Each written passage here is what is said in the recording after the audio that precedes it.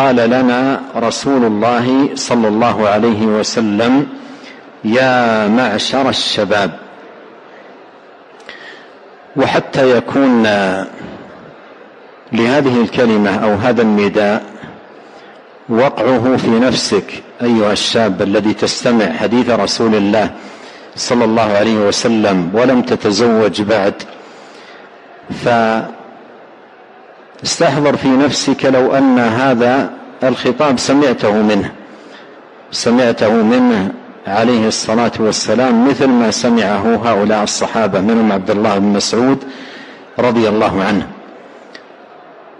كيف يكون وقعه على قلبك؟ كيف كان وقعه على هؤلاء الصحابة رضي الله عنهم الذين سمعوه من النبي عليه الصلاة والسلام ثم نقلوه للأمة كما سمعوه؟ ولهذا ينبغي أن يكون لهذا النداء وقع في قلب الشاب وهو يسمع قول النبي صلى الله عليه وسلم: يا معشر الشباب.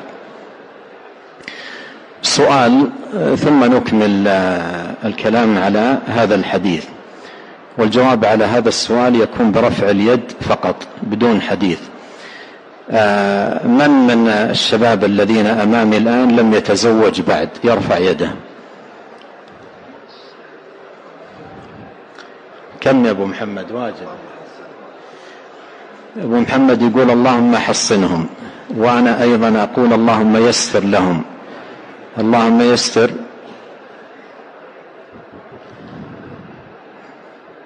لهم الزوجة الصالحة الطيبة وحياة كريمة سعيدة. أقول: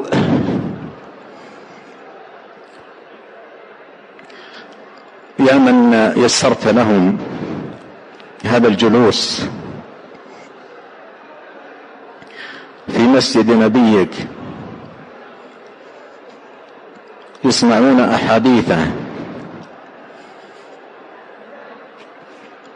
ويتفقهون في دينك، أكرمتهم بهذه النعمة، فأكرمهم يا رب العالمين بالزوجة الصالحة، وأعفهم يا رب، وحسن فروجهم، واغفر ذنوبهم، ويسر أمورهم، واجزهم يا رب خير ما جزيت طالب علم يتعلم ويتفقه في أحاديث رسولك يا حي يا قيوم يا ذا الجلال والإكرام.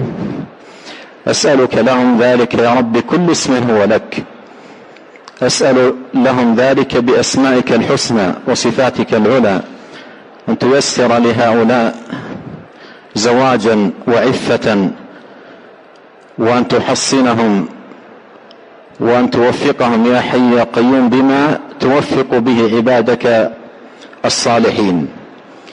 قال رسول الله صلى الله عليه وسلم: يا معشر الشباب، من استطاع منكم الباءة فليتزوج.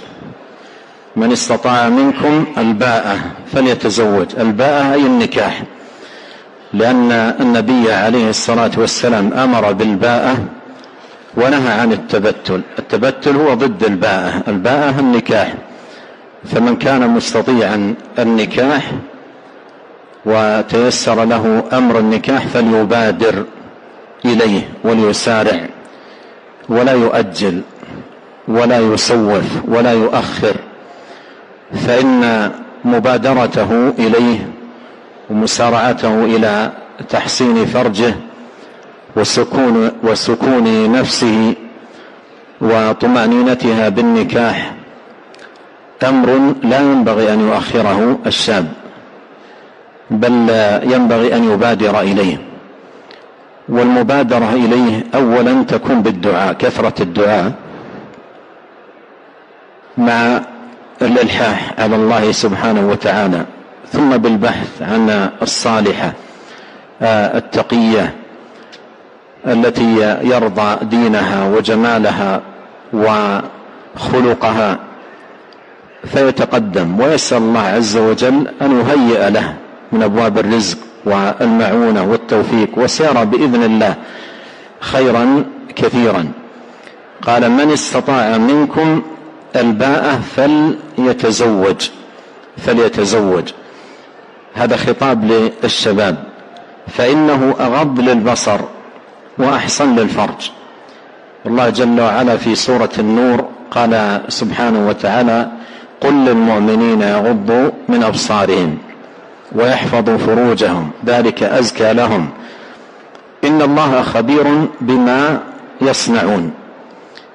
فأمر بغض البصر، وأمر أيضا بماذا؟ بحفظ الفرج. ومن أعظم المعينات للشباب على تحقيق هذا المطلب ما هو؟ قال: فإنه أغض للبصر وأحصن للفرج. فإنه أغض للبصر وأحصن للفرج. فالزواج من أعظم المعينات، ولهذا ينبغي للشاب أن يبادر إليه وأن يسارع، وأن يدعو الله كثيرا أن ييسر له النكاح، وأن يبذل الأسباب التي يكون بها تحقق هذا الأمر. قال: فإنه أغض للبصر وأحسن للفرج.